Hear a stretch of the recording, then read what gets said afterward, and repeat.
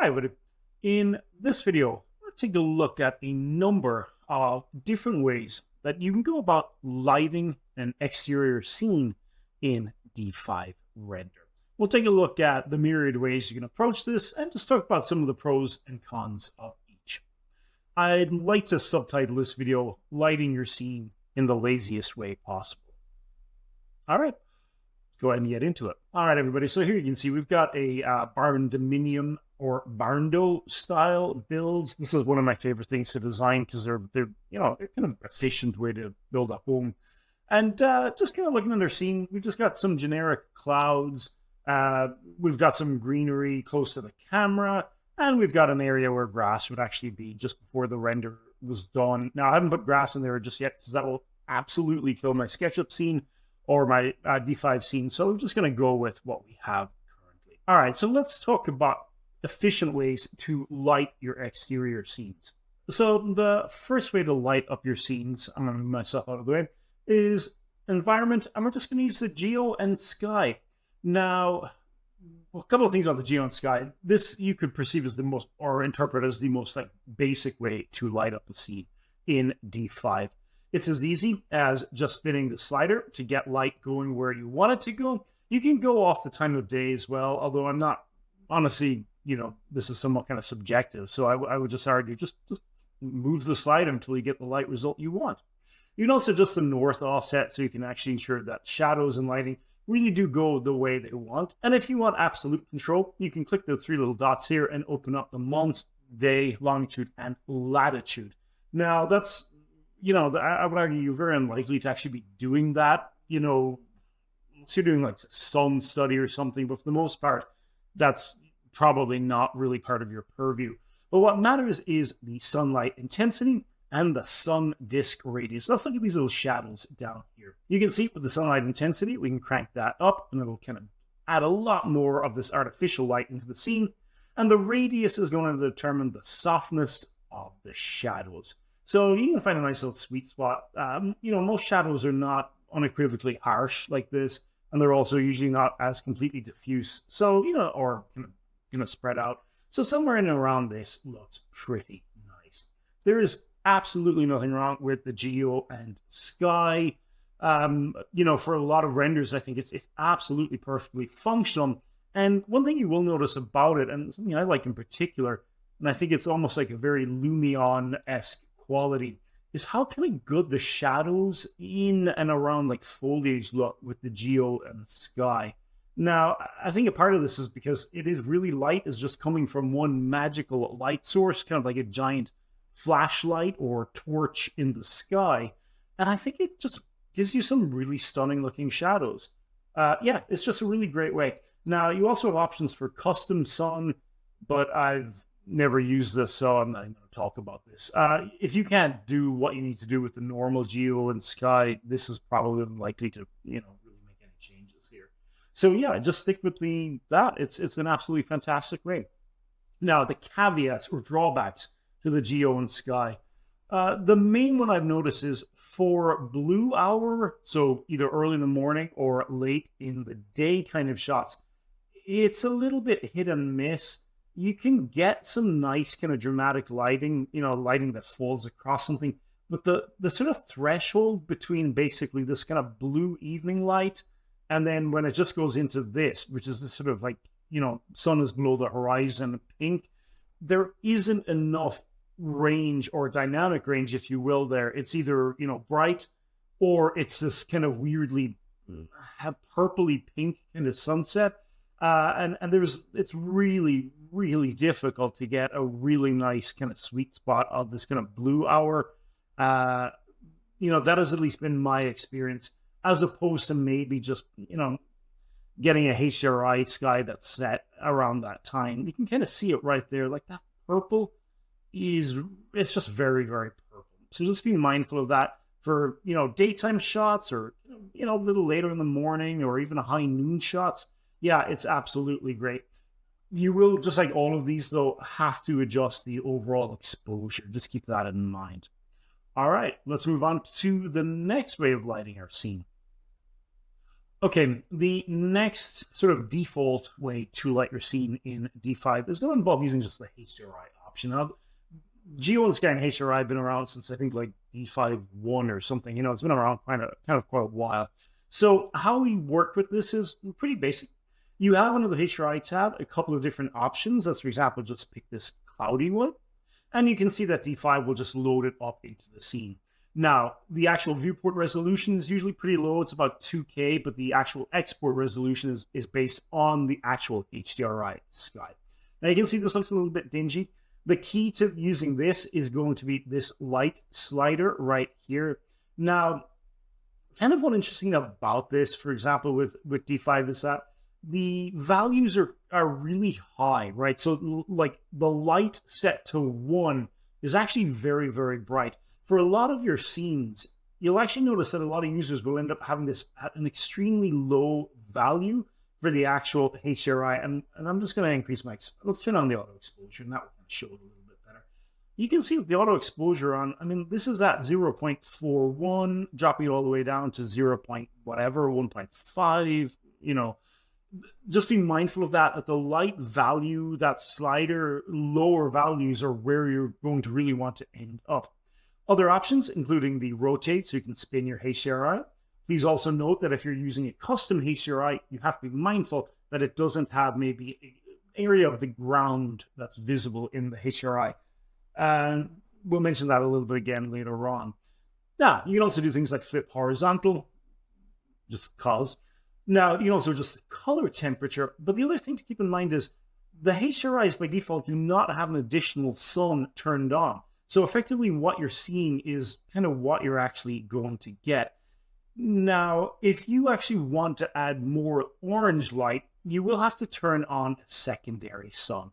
Now, this guy is, to the best of my knowledge, tied to the highest, brightest point of your HDRI, which will usually be the actual sun in the image.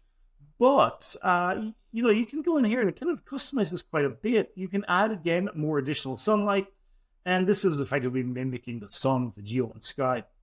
And again, you can also adjust the sun radius. So you can see I've got my overall light in the sky pretty low. I have it rotated to a certain level.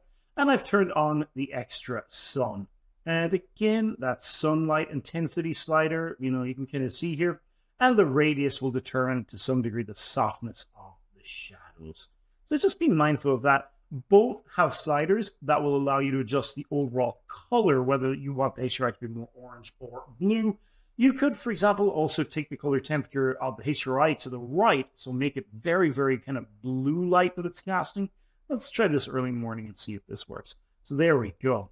You can see very, very blue on this kind of spectrum. And then the actual sun, you could turn to yellow as well. And I'm going to give you kind of a mixture of blue and yellow tints. Now, the other thing to note is usually the sun is going to be tied to the follow HDRI. You can put this on a custom if you kind of want effectively kind of two light sources. I don't really recommend this unless you kind of know what you're doing. You could end up with a very discordant light setup where you're getting light coming from sort of two different conflicting places. For the most part, though, you just want follow HDRI turned on, and then you just want to spin the HDRI to get sun going where you go. All right, benefits to HDRIs. You can get a massive range of just overall environment lighting. You can see D5 versions 2.6 and 2.7 come with some really, really nice HDRIs. Again, you do have to be mindful about the actual exposure. You'll have to tweak the auto exposure, turn that off, and adjust the actual exposure slider manually. But you're going to have to do that with any shot anyway. But you've got tons of different options. And some of these that default ones, I think are actually really, really beautiful. You can also load up your own. These will be saved in a custom folder. And I mentioned be careful about the backgrounds. Depending on the HDRI that you choose, you'll actually notice that some of the ones that you'll find online, for example, websites like Polyhaven, they do feature an environment that is a part of the HDRI. And it's something that you really want to be mindful of. You might find a really beautiful sky, but if it's got a landscape, like these kind of mountains here in the background, you're going to kind of struggle to get this to work. So just be very mindful of that. And as I mentioned, you can see right here, pink sunrise, 8K, but how it looks on screen is pretty bad by all accounts. As far as I'm aware, D5 Render software has this set to about 2K by default, and so it will render at 8K, or at least, as high as it can. But the actual viewport resolution, I mean, you can really see it there, very splotchy looking. Now, a couple of other issues with the HDRI lighting environment. You cannot move the HDRI up or down. You can rotate it left to right, and I think you can invert it. But for the most part, you can flip horizontal. You cannot physically move it up or down. Now, this is something that Twinmotion does let you do, but D5 doesn't. And so you can kind of have a bit of an issue with that. It'd be nice to hide this, or even this mountain over here, but keep the actual sky. But that's just not really possible as it currently stands. Now, other issues with using HDRIs to light your scenes. There is a very samey quality that a lot of these use. A lot of D5 users will probably, like me, you have like 3 or 4 skies that you use, and that's kind of it. And so some degree of the creativity is somewhat taken away from you. Now, you could also argue this is maybe true of Lumion and Twinmotion as well, which is that most users have a handful of HDRIs that we use all the time, and that's kind of it. Now, there's nothing really wrong with that. It's just they do look a bit samey. The other issue, compared to the real skies that you get in Lumion, the default HDRIs, as I said, can be very lovely. There's not as much choice, I don't think. And there's not really a huge amount of organization. You can have cloudies or you can have sunsets. Those are the default options. They're not bad. They're quite pretty, but the default choices for HDRIs are a little bit limited. Okay, the next way you can go about lighting your scene is using D5 Studio. Now, to the best of my knowledge, this is only available in D5 2.6 and 2.7 as it currently stands. And I do think it does require a Pro subscription, but the Pro subscription for D5 is less than, I think, $40. Strongly recommend that you purchase the Pro subscription if you're serious about the work you do in D5. And also, I think, helps support the makers of D5 and supports their business model. So Pro subscription, great. Let's take a look at the studio options. Now, you can see we've got a little button, top left corner. And this is Studio. You've got it divided into My Space where your files and resources can be stored. But in terms of lighting, let's look at the D5 Curated tab. Okay. Now, you'll notice a couple of things about this. These are lighting presets that are basically, they come from D5 users, and it's their D5 user scenes. So, absolutely mad props to the people who created these scenes and let them be used as a kind of curated tab, because these are absolutely brilliant. So for example, let's download Exterior Morning. I'm just going to download this again. Again, they are all held in the cloud, so mileage might vary on download speeds, but I'm going to just double click on this little guy. And there we go. D5 has effectively taken the entire lighting setup from this curated scene and now applied it to your actual scene. You still have some options over here. You can still go in and manually make adjustments to it. And you can see under the effects tab, if I move myself out of the way, you can see exactly what this user has set up. So we basically just copied their entire lighting paradigm. Now, only again, you will have to keep in mind is the exposure value. You are going to have to go in there and tweak this a little bit. And, that's just true of, I think, every scene in D5. I think this is such a brilliant feature. And again, it's just so easy. I cannot think of a faster, more lazy way of lighting your scene than to effectively just use this. Use what other people have made. And you can get some really stunning different ones here. Like, for example, let's try this exterior cloud. Again, just download. And there we go. And just adjust the exposure.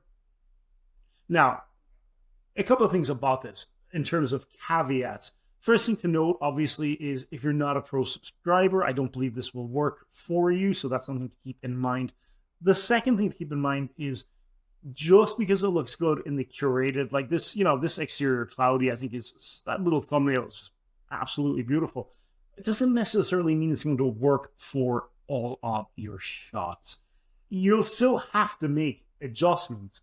And the question then comes down to, is it faster to just manually set up your entire lighting system yourself versus just downloading someone else's? And you're still going to have to go back and tweak it and adjust it all the same. But all in all, the curated tab, I think this D5 Studio Creation tab, is just really good.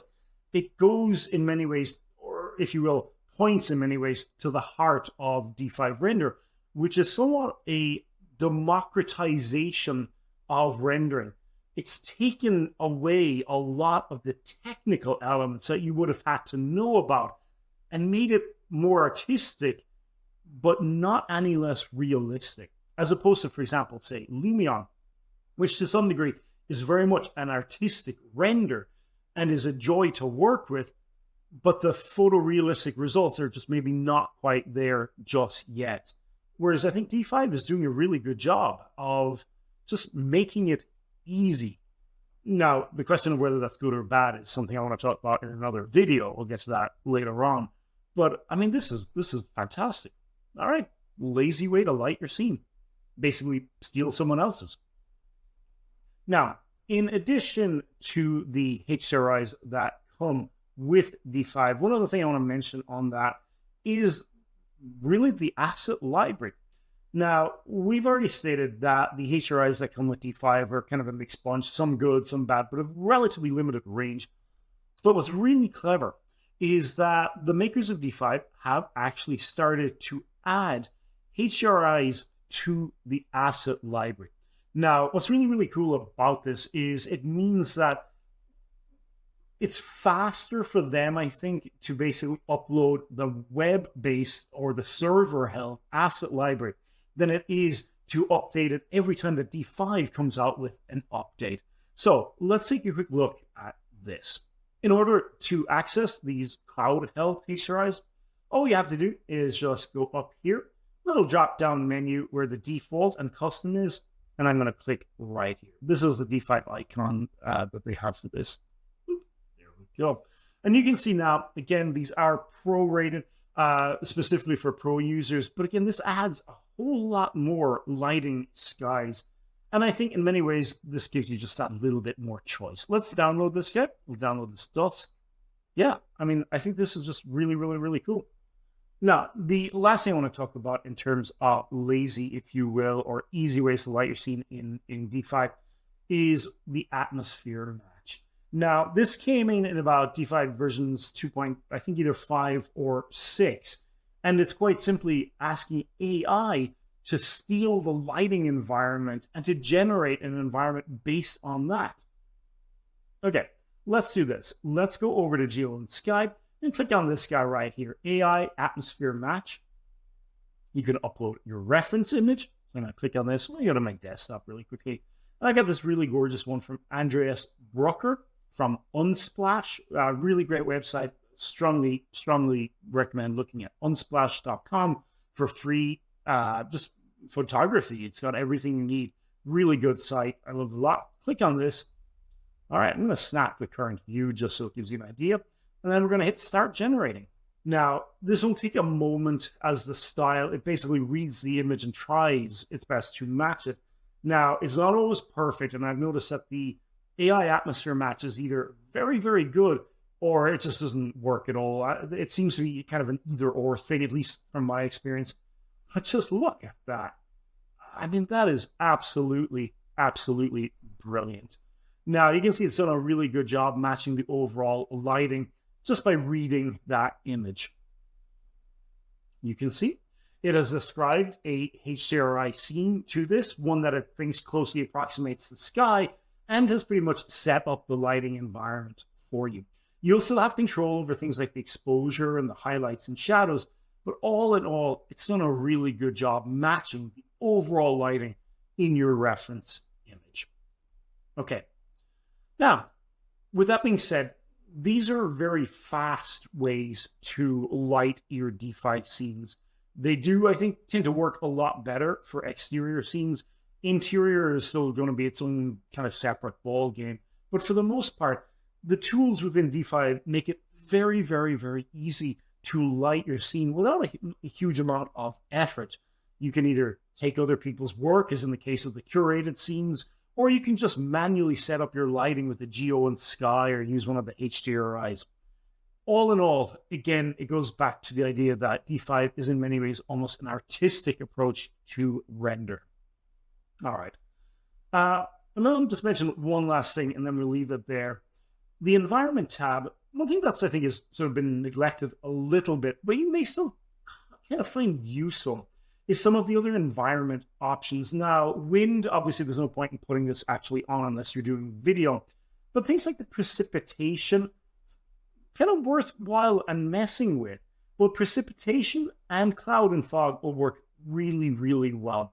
You can get a nice environment using just the Geo and Sky again, but adding some fog and adding some rain into your scene. Now, I don't have time in this video to go over that, but just being mindful of that, you know, atmosphere and the overall lighting is not just grabbing someone else's work entirely.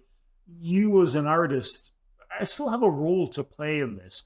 And even though the AI tools are really, really good, they're not really going to take away the artist's eye, at least just yet. There's still a room for atmospheric creation and mood. And mood is something, and context, and the storytelling that comes with an environment or a render is still something I think that, you know, people are better at doing. With that being said, I am going to go ahead and leave it there for today. If you made it to the end of the video, thank you so much for watching. Really do appreciate all the likes and comments and just the interactions with people on the channel. If you've left a comment recently or, you know, even in the past, thank you so much. And I'll see you in the next video. Cheers.